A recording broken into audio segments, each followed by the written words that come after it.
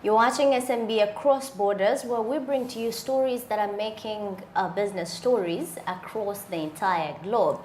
And we're going to kickstart it with Kenya, where Google has opened up its first African Product Development Center in Kenya.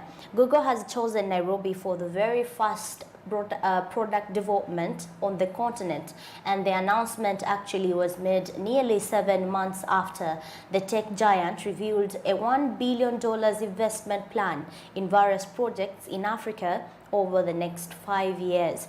The American company said it will hire more than 100 technological experts, including software engineers, researchers, and designers in the next 2 years to help solve any difficulties and technical challenges arising.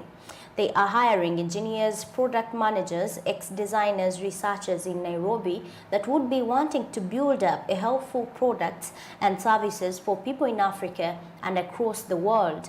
Google has already opened an artificial intelligence center in Ghana's capital, Accra, in 2019. Its managing director for Sub-Saharan Africa region, Nitin Garujia, predicted that the end of this decade, around 800 million people will be using internet on the continent. And as well as last month, Microsoft and another American tech giant opened a new African research and development center in the same country, that is Kenya's capital, Nairobi. So you can see Jerome Paul Sonko.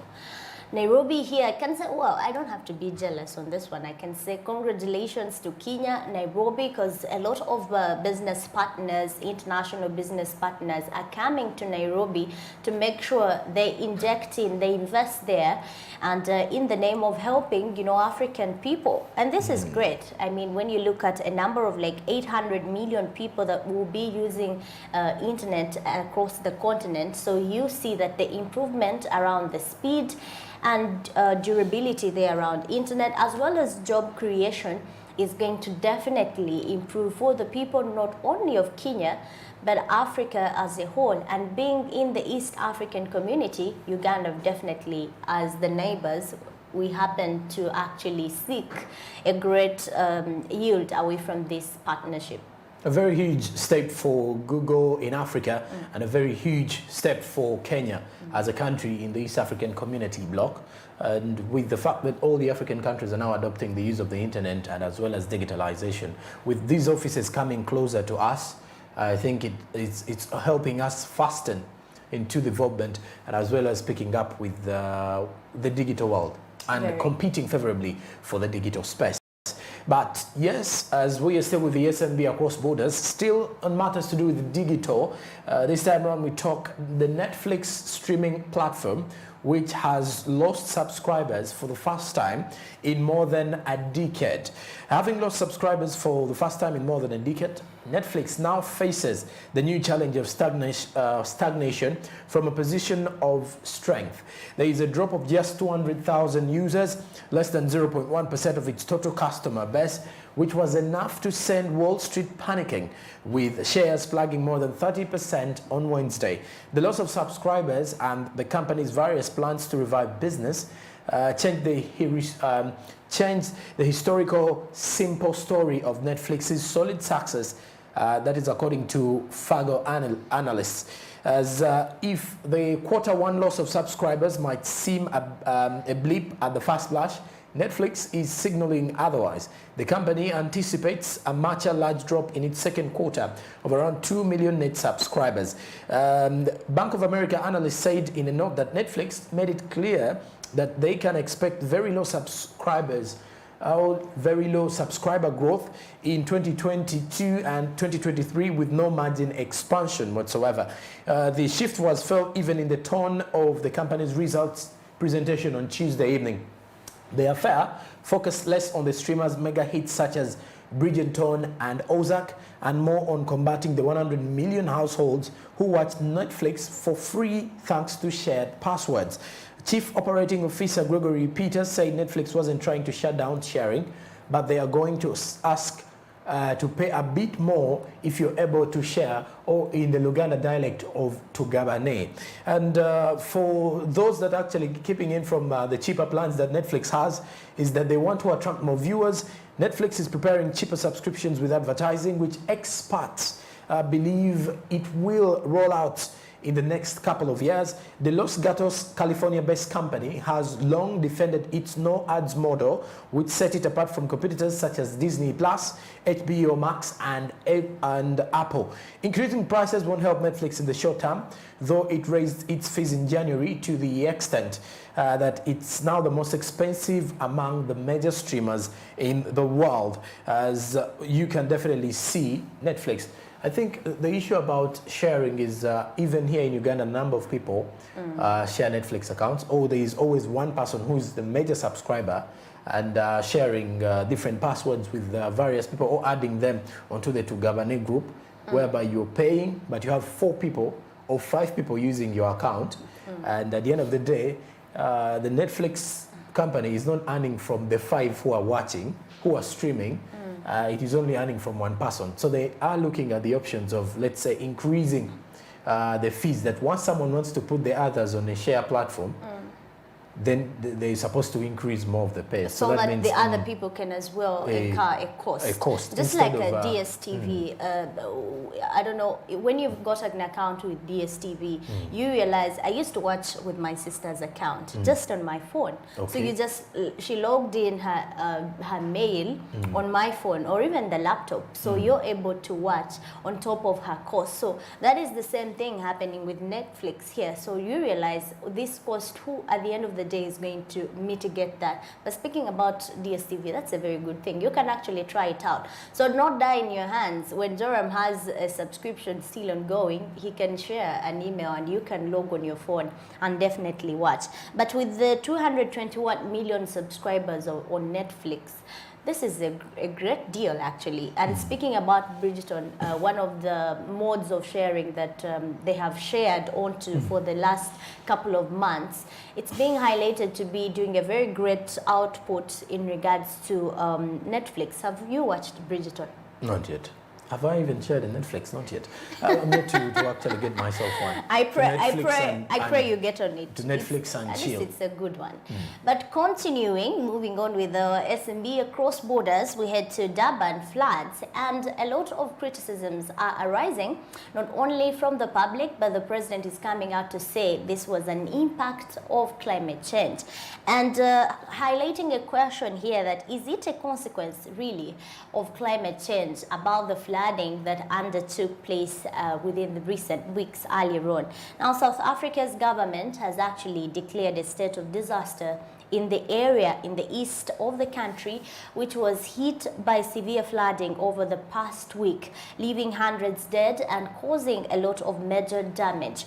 And most of the destructions have been in Durban area of KwaZulu-Natal province, in the country's third populous city. And President Ramaphosa there highlighted and claimed the disaster is part of climate change. But some locals have blamed poor infrastructure for the scale of flooding. Now, let us look at what role has climate change got to play around here. The weather system which triggered the floods led to an excess of around 300 meters of rainfall, millimeters of rainfall being dumped over a 24-hour period around 11th April.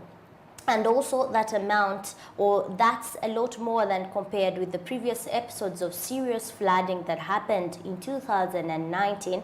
Around 165 milliliters fell on 22nd April around 2017, and 108 millimeters was recorded on October 10th. The amount of rainfall that fell on Monday, that was 11th when the recording of flooding happened, was equal to about a 75% of South Africa's average annual rainfall participation. So that is why it's been attributed to climate change. But also there is a concern about growing urban settlements that could have led to this particular flooding, highlighting the Durban area population population expanded after the end of an apartheid system in 1990s. Before that, it was governed by racial laws and gave presence to white people. But between 1996 and 2001, officials' data say that a population within the municipality increased by 2.3% over the 5 period. The rate of population growth then slowed, but the city continued to expand. So highlighting actually that could be one of the reasons. After all, after serious flooding in 2019, the Durban Chamber of Commerce and Industry called upon authorities to tackle infrastructure issues urgently, including carrying out serious review of storm water drainage system, but this has not been done in a very long time. But as we conclude on this particular story, there is also poor infrastructure blame that has been put on these particular flooding in the areas of Durban, KwaZulu-Natal. Some residents have blamed on the state of local infrastructure for the disaster, citing a lack of progress in improving drainage systems as well as strengthening roads and poorly built houses along that particular port. And Durban's mayor, Kaunda, there was rejecting suggestions that the city's drainage infrastructure is to blame, but he did not point out the fact that some houses have been built on steep hills without solid functions. And this is one of the factors to this particular disaster. Definitely, these are some of public reactions coming in from KwaZulu-Natal about the flooding that happened and leaving hundreds of people dead and a lot more losing property and still displacing a number of people from this particular place. So climate change is one of the things highlighted. Not only that, poor infrastructure as well as limited urbanization skills around that particular area. Many countries across the world actually addressing the matters that lead to climate change. That is looking at the human activities that are being done in the name of development and all that. These are some of the things that are being highlighted there as a way of making sure that we change the way we do certain things to address the matters of climate change. So the issue out there in South Africa is posing a lot of questions with the Durban floods. Is it climate change? And if so, there is a reason as to why the climate is changing drastically in that country. Well, it is still Friday and we're looking at a lot of business stories. This time around we head to Egypt as an Egyptian female TikToker has been jailed for 3 years for human trafficking. The TikTok star has been sentenced for 3 years, and this is Hanem Hossam, who is in her early 20s, was accused of exploiting girls for money through video sharing platforms. She denied the charge, which was linked to an invitation to her followers to get paid for making live videos. Human rights activists say she has been prosecuted as part of a crackdown on female social media influencers. They argue that the charges Hossam and at least 11 other women with millions of followers have faced since 2020 violate the rights of privacy, the freedom of expression, non-discrimination, and bodily autonomy. Hossam, a Cairo University student, gained more than 900,000 followers on TikTok by posting videos showing her lip-syncing to songs and dancing, because definitely that is where the most TikTokers are. She was first arrested in April 2020 after inviting her women followers to join another video sharing platform, Likey, where she said they could make money by broadcasting live videos. That in July, Cairo's economic court convicted Hossam and another TikTok star, Mawada Al-Adam, of the charge of violating family values and principles. It sentenced them to 2 years in prison and fined them 300,000 Egyptian pounds, which is roughly 16,100 US dollars or 12,400 pounds. An appeal court acquitted Hossam and overturned Adams' prison sentence in January 2021, and they were released the following month. However, prosecutors then introduced the more serious charge of human trafficking. The women were accused of using girls in acts contrary to the principles and values of Egyptian society, with the aim of gaining material benefits. The local media reported it was related to a group Hossam had promoted on Likey and videos that Adham had posted on Instagram and TikTok. And in June, the Cairo Criminal Court found them both guilty of the offense, as Hossam was sentenced in absentia to 10 years in jail, and Adam, who was present, was given a 6-year sentence. Hossam posted a tearful video before she was detained, stating that she didn't do anything immoral to deserve all this and that no one had been harmed. She was granted a retrial, but the same court found her guilty on Monday. In addition to handing her a 3-year sentence, the judge fined her 200,000 Egyptian pounds, which is equivalent to $10,800 Mai El Sadni, who is a US-based human rights lawyer and director of the Tahrir Institute for Middle East Policy, tweeted that the verdict made Egypt's justice system was criminalizing what influencers globally do every day when they invite others to work with them and monetize TikTok activity. Definitely, this is about culture and getting excitement towards using social media platforms, and then you tend to miss out, or because of the social media excitement, you forget about what your culture is all about. What does your culture say? Because it's very clear in Egypt around a misuse of social media to create materialistic gains, especially for women. It's condemned. So which is why we see a lady there suffering out of that particular highlight. Well, and still when you look at that, it's for the people who are using social media. I do believe social media has shaped the society wrongly, and it has actually shaped us in a way that people are now forgetting their norms and values and their cultures, or even the customs that they're supposed to follow, only following the trends that are coming in social media. So people are living to impress the social media streets, and you shouldn't fall victim of that. But let me also cross to Huawei, which is expanding further beyond handsets, and this is coming from Huawei Technologies company, which highlighted earlier on this week that it is set up for efforts to expand its presence in the commercial hardware market in its largest effort to pursue new opportunities beyond smartphones and foreign government restrictions.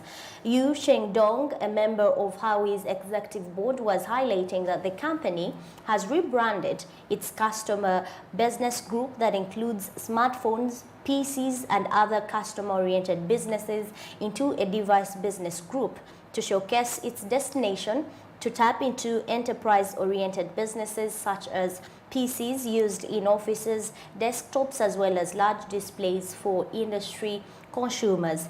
Huawei's new group will focus on producing and providing office hardware software solution for key sectors including education, healthcare, manufacturing, transportation, finance, and energy. That was all highlighted from Huawei. And Huawei's consumer business group is to contribute the overall revenue of the company. But due to the tough US government restrictions on Huawei's access to crucial technologies, including semiconductors and company smartphone sales pledged, and this fourth quarter of 2021, Huawei's consumer business group revenue dropped nearly by around 50% to 243.4 billion yuan, that's around $38 billion. And according to the market research company Counterpoint, the company's global smartphone market share fell around 4% since the first quarter of 2021, compared on its peak of around 20% in the second quarter of 2020. And amid such context, Huawei has been working hard to find new growth engines to offset the declining smartphone businesses that they are actually making. But Huawei's advantage in products performance, quality, as well as research development is given on enterprise-oriented businesses. And Huawei is also continuing to drive development for OpenLUT and also operating system as part of its broader push to solve Chinese lack of homegrown operating systems for fundamental digital technologies. OpenLU is also designed for enterprise customers, which the devices such as servers and cloud computing can use or can be utilized on. And last year, Howie donated around earlier operating systems to the Open Atom Foundation, a major open source foundation in China, to become open source, the OS. And as we conclude on this particular Howie, Jiang Deng, who is the director of OpenLU community, was highlighting that the OpenLU open source community has attracted more than 8,000 developers and around 330 partners, such as a cheaper maker software companies as well as hardware maker. At present, the cumulative installed capacity of OpenLU stands more than 1.3 million in industries such as finance, transportation, telecom, which means the system is really growing very fast. And Jiang also highlighted that they expect around 2 million new installations of OpenLU in 2022. This is basically around technology developments and which are going to come on board to help Howie tap into other markets globally and more so in Africa to help people grow their businesses around the use of technology or the adoption of technology. When we talk about the OpenLU, these are definitely softwares that are helping, financial companies or fintechs actually reach out to their people. A lot of softwares that have been mentioned, I wouldn't actually repeat them, but Howie is on the move to help its people adopt onto these particular platforms. Well, and now let's talk the Gulf oil states that are standing up for their own interests. As the input at the meeting of producers group shows willingness to resist the United States pressure, the Gulf countries' influence on the decision by the OPEC plus producers grouping to exclude data from a Western-dominated energy watchdog in its oil market assessment suggests that the Middle East countries want less dependency on the United States' policies, according to the experts. An organization of the petroleum exporting countries plus technical discussions that took place in March ended in a unanimous decision and said to be driven by Saudi Arabia to eliminate the international Energy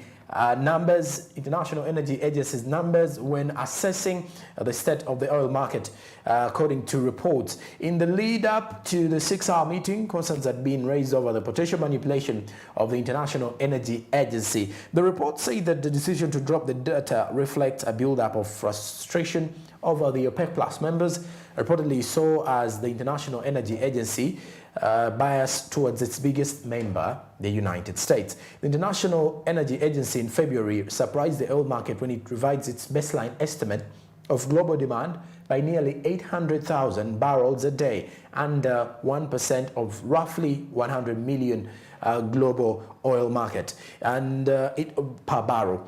It also revised an upward reassessment of petrochemicals demand in China and Saudi Arabia back to 2007, increasing the argument that OPEC should increase output quickly, according to details. Sujata Ashara, an associate professor at the Center for Western Asia Studies at the Jamia Millia Islamia University in India, told China Daily that the fact that the International Energy Agency and OPEC are at odds on demand and supply, relations with the West have deteriorated on a variety of political issues. So looking at the situation, OPEC and its allies, including Russia, a grouping referred to as OPEC Plus, have been ignoring Western calls to increase the output to try to lower oil prices from around $100 a barrel amid the Ukraine and Russia conflict, despite the Gulf nations acknowledging the importance of energy security. Saudi Arabia and the United Emirates are some of the key members of the OPEC, have remained reluctant to increase oil and gas exports amid pressure from the United States and its allies. Qatar terminated its OPEC membership in January 2019, and when you look at the details that are coming up as well, Qatar is an example which is as well staging the FIFA World Cup 2022 in November. They are part of the Gulf countries and they are trying to be more institutionalized in terms of economic management. They want to be integrated into international economic systems, and they as well want to take part in taking responsibility in maintaining the international economic system, according to details from China Daily. Very well, and that closes it up for SMB across borders. We return with business tips and business quotes coming up shortly.